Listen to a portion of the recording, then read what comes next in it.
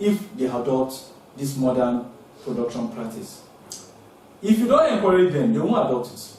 But once you open their eyes, you enlighten them that, oh, if you take this step, if you do it this way, if you do it that way, if you use this breed, your profits in no time you break even. You see that the farmers will certainly adopt such modern production practice. That means we have to encourage the farmers often so that they won't get tired, or they won't sleep, or they'll feel concerned. They also will know that yes, if it is good to adopt good production practice.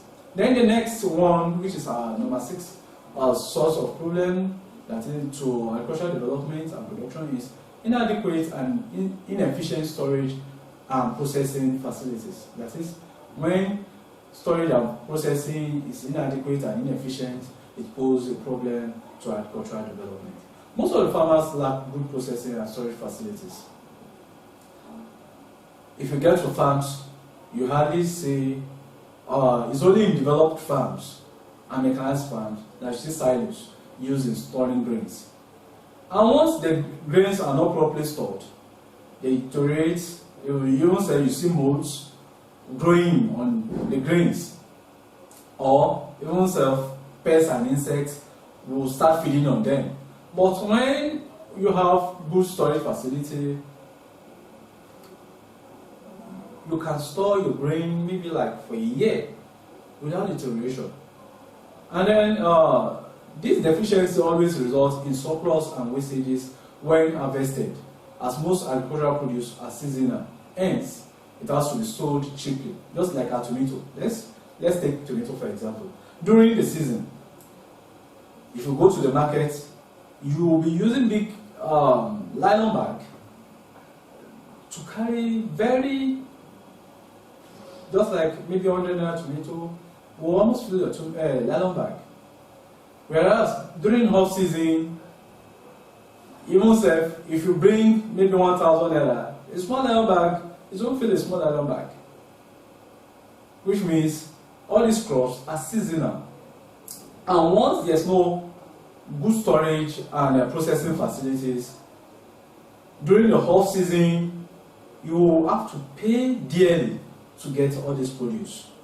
Due to inadequate and ineffective processing and storage facility, such produce becomes scarce and costly later after the season such produce has passed. So what are the possible solutions? Construction of modern storage and processing facilities in the farming centers. That is, in the farm areas, we have to construct storage facilities like barns, silos, cribs, and then processing facilities just like garri processing factory, then the palm oil processing factory. We have to construct all these on the farms. That is, you have to make them available on the farms. Then the second possible solution is to educate the farmers on the need to adopt modern agricultural processing and processing techniques, processing and storage techniques, so as to increase the quantity and quality of farm produce all year round. Then the third one is to educate the farmer on the use of appropriate storage practice. Some farmers will be using chemicals that can affect human beings on the long run. So you have to educate the farmers as to which type of insecticide to use, as to which type of pesticide to use in storing his produce. Then the next one is agricultural education and extension, which is another source of problem to agricultural development. The level of agricultural education and extension is very low. Most of the farmers in Nigeria are illiterate, who can neither read nor write. Even some can speak English. But even for those that speak their dialect, if you tell them to come and write, to document things, to document activities on the farm, they find it very, very difficult. And this poses a great challenge to agricultural development. Because if you don't know what you've done last year, how can you improve on it this year? It's impossible. It's only when you document it. Oh, you now say, oh, this is how I did this thing last year. I can do it better this year.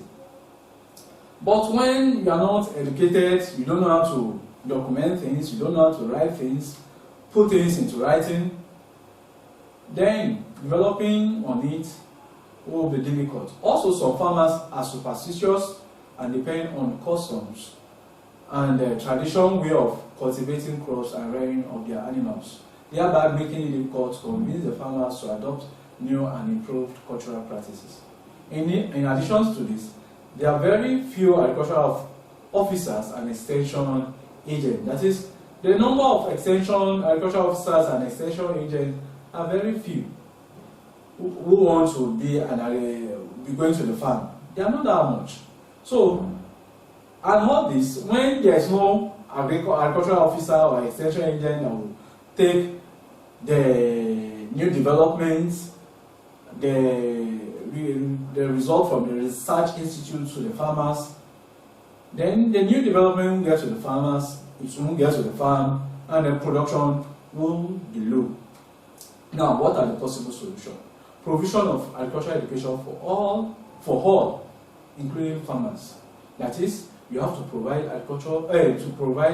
education, even self on the farmers, on the farms for the farmers and their children, just as is being provided in the urban centers.